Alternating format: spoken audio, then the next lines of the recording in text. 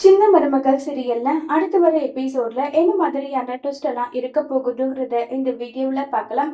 ராஜாங்கம் சேதுவை வர சொல்றாங்க. சேதுவும் வராங்க. வீட்டுல இருக்க எல்லாருமே வராங்க. சொல்லுமா, இப்ப சொல்லு, உனக்கு நடக்கிற அநீதிய சொல்லுன்னு சொல்லிட்டு கேக்குறாங்க. சேது மாமாவும் நானும் இப்ப வரைக்கும் புருஷன் பொண்டாட்டியா சந்தோஷமா எங்களுடைய வாழ்க்கையை நாங்க தொடங்கல. அவர் என்கிட்ட எனக்கு கொஞ்சம் கால அவகாசம் வேணும்னு சொல்லி கேட்டாரு. நானும் சரின்னு சொல்லிட்டு அமைதியா இருந்துட்டேன். ஆனா இப்ப நான் புரிஞ்சுக்கிட்டேன்.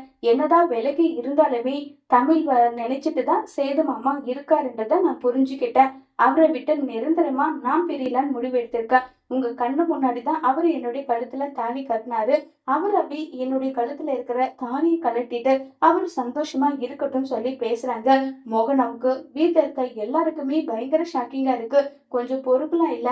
சேதுக்கும் உனக்கும் எப்படிப்பட்ட நேரத்துல எப்படிப்பட்ட இடத்துல கல்யாணம் நடந்தது, இது எல்லாமே உனக்கும் தெரியும். சேது தாலி கட்ட மாட்டேன்னு சொன்னதுக்கு கூட நான் விஷம் குடிச்சு செத்துருவேன்னு சொல்லி அடம் பிடிச்சி கல்யாணம் பண்ணிக்கிட்டது நீ. சேது அப்ப கூட வேண்டாம்னா சொன்னான். இப்ப அவனுக்கு மனசு மாற கொஞ்சம் கூட கால அவகாசம் கொடுக்காம இப்படி டார்ச்சர் பண்ணா என்னமா இருக்குன்னு சொல்லி கேக்குறாங்க. நானும் ஒரு பொண்ணு தானே, ஏன் புருஷன் ஏன் கூட அன்பா பாசமா இருக்கணும்னு சொல்லி நான் ஆசைப்பட மாட்டேனா? அவரை பொறுத்த வரைக்கும் குழந்தைங்க குழந்தைங்க குழந்தைங்க.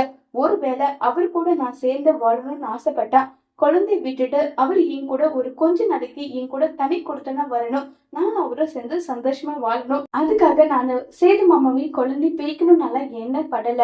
எனக்கும் சேது மாமாவுக்கும் தனியே ஒரு பிரைவசி வேணும்னு ஆசைப்படுறேன். அது சேது மாமா எனக்காக கொடுக்க மாட்டேங்கிறாரு.